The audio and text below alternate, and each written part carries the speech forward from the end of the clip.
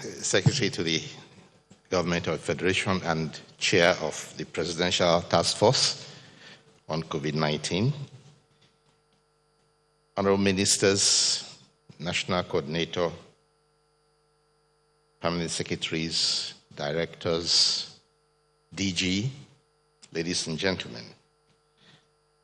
I join the Chair of PTF in wishing you all the very best after the 60th independence anniversary celebration as we enter the next decade in the life of our country. It is an opportunity to rededicate ourselves to the service of our country and for the betterment of mankind. I also join in thanking Mr. Segun Adekunle for the service he has rendered to his country and to the government, and in welcoming his successor, Dr. Maurice Mbari, who's here watching this procedure. He will soon take over the formalities of Mr. Adekunle. And I express condolence to the Nigeria Center for Disease Control on the loss of one of their staffers in the course of duty in a violent incident. I have directed the Permanent Secretary of the Ministry of Health to send letters of condolence and to activate the processes for the life insurance that is promised by the PTF. The Director General of NCDC will be visiting the family to carry the condolences of the government. In the past 24 hours, Nigeria recorded 155 COVID-19 cases, bringing the total confirmed cases to 59,738 out of 543,415 persons tested so far. That is just over a quarter of the 2 million that we are pursuing. 51,403 patients have been discharged, and 1,113 fatalities have been sadly recorded in the 36 states and Federal Capital Territory. The recorded recovery rate is 86%, while the case fatality has dipped very marginally to 1.85%. Positivity rate has declined to about 5%. Do we have reason to be happy or to rejoice? We look at global developments, we need to be very concerned. And what is our situation? At a meeting of West African Ministers of Health under the West African Health Organization was held on the 29th of September 2020 by video conference to review our sub-regional experience in the management of COVID-19 pandemic, as well as the protocols for resumption of sub-regional travel and cross-border commerce. His Excellency, the President of the Federal Republic of Nigeria, as we all know, is the ECOWAS COVID-19 champion. A part of the learning from that meeting is that the COVID-19 pandemic is evolving along similar patterns of decline in the cases and fatalities in West Africa. While this provides some comfort that we are not out of place in our sub-region, we still have no reason for complacency. The so-called second wave of the COVID-19 outbreak we are seeing in several European countries and across the Atlantic, in Brazil, Argentina, and the United States, they give us reason for serious concern, coming as they do on the heels of what appeared to have been the control they gained over the disease. They thought they had gained control, but they have serious problems arising all over again.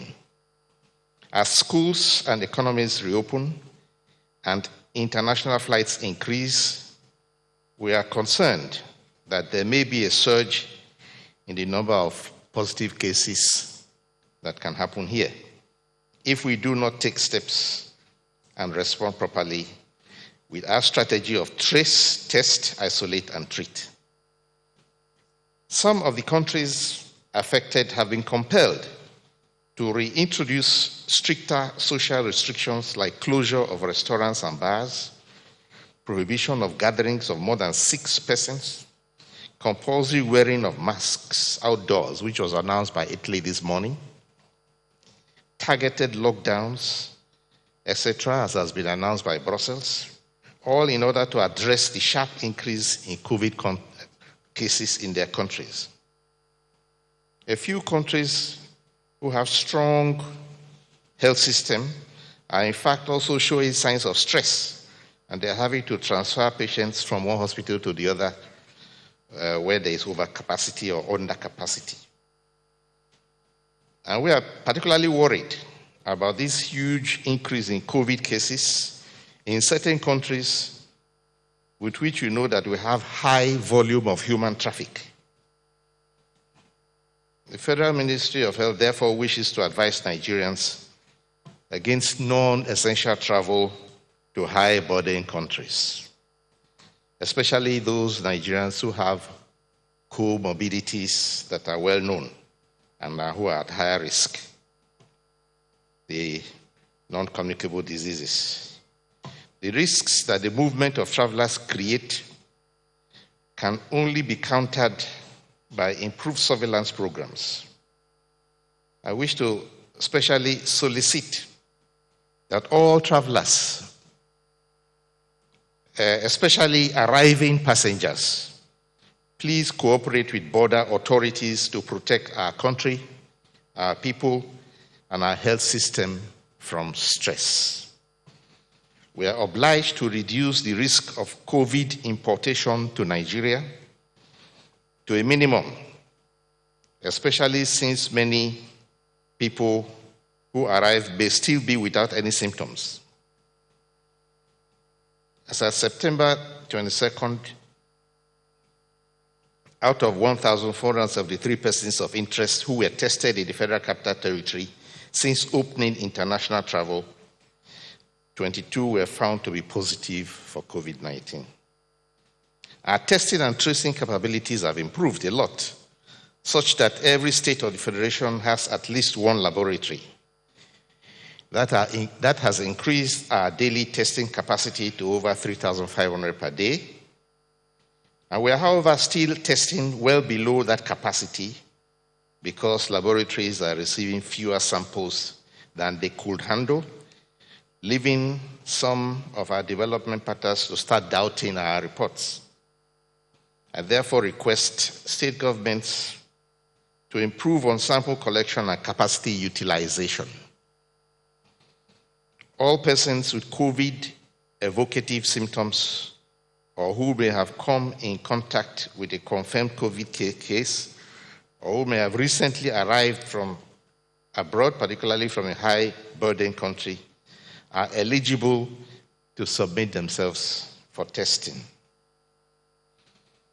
Here to further examine developments in our country, the CMDs and medical directors of all federal hospitals and institutions who had their quarterly meeting in Abuja yesterday provided the Federal Ministry of Health with the opportunity to address them and charge them with higher responsibility. Among these responsibilities, the need for increased vigilance in their hospitals and their emergency centers so that in case they observe increases in attendance by persons suggestive of COVID-19 infection, these are promptly detected and reported for follow-up. Disease surveillance and notification officers at local government areas and incident managers at state level are also urged to be on alert to immediately report cases of unexplained illness or deaths, even in remote locations of their state. These are the measures we need to put in place to be able to observe the impact of returning passengers to our country and the reopening of schools and cross-border travel and trade. With regard to rapid diagnostic test kits, we are advised that sensitivity and specificity is about 85%. NCDC and WHO can talk about that later on. And the use is limited to certain circumstances. The Federal Ministry of Health will be organizing a primary healthcare summit in the second week of November to unveil the agenda of the President on basic health care and the areas of emphasis in our march towards universal health coverage. Basic Healthcare Provision Fund is in full operation, and all eligible states have received their allocations.